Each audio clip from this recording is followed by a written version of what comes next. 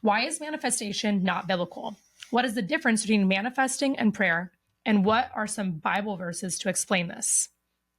And so ChatGPT said, manifestation is often criticized as unbiblical because it centers on self-reliance, personal will, and universal energy, rather than submitting to God's will and trusting in his plan. Here's a breakdown. Why manifestation is not biblical. Number one, focus on self versus God.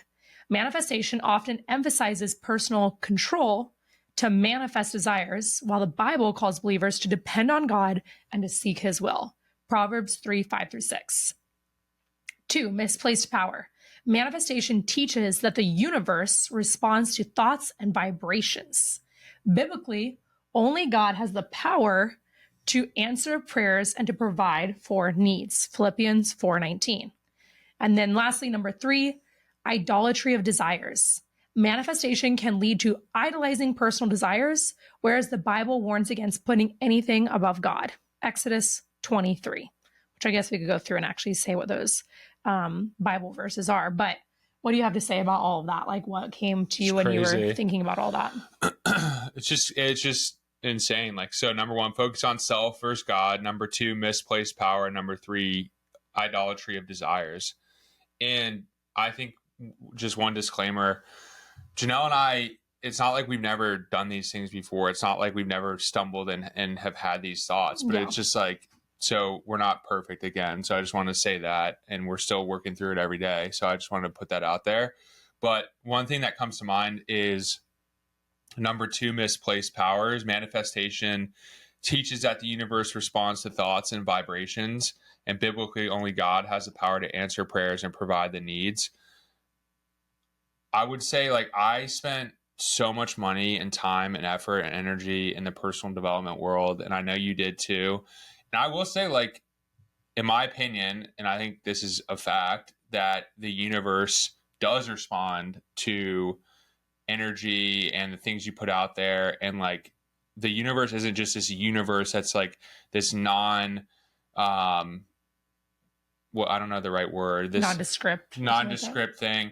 The universe is powered when God's not in the middle of it. The universe is powered by like evil, like God's opposition, which is the devil, Satan, demons, evil powers, and principalities. Like, you can read about all this in the Bible. Like, we're not fighting against flesh and blood. We're fighting against the principalities, and powers of this world, against the things that God has for us. And if you're a follower of Christ, you know that there's good and evil in the world, and you know that that there was a fall right when God created Adam and Eve, and like ever since then, like there's been this battle over our lives as human beings of good versus evil. And I will say that you can, like, if you just look at celebrities or Hollywood or like really famous people that don't have God at the center of their lives, like, they can get super powerful. They can get super famous. They can get super rich. They have the things that the world would say that you'd want, like mansions and fame and success and power and things in politics and all this stuff. But like, at the end of the day, that's just like, the Bible says that your time on earth is like a vapor. It's like a flash in a pan, where in the grand scheme of things, you come and you're gone, and that's it. So I want to challenge you. And this is one thing Janelle and I've been working through, to like, not just live for this world, but like live for eternity. Like, the things that you do on earth have eternal implications over your life, your soul, your destiny, your family's lives, the people that you influence.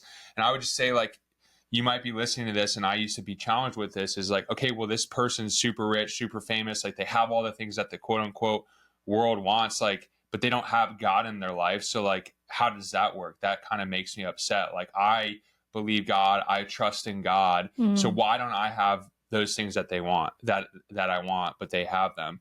And it's like, you're only seeing 1,000 times infinity, 1% of like the implications of their eternity here on earth.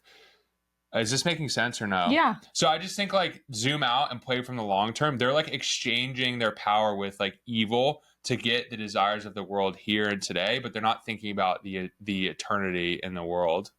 Yeah. And I don't think everyone like thinks that like, some people, I feel like, obviously there's like the Illuminati, and there's like actual people who are high up that are actually Satanists, and they actually are practicing witchcraft, or they're doing specific things like seances or things like that, where they are literally doing energetic exchanges and making vows with the demonic to be able to get their power.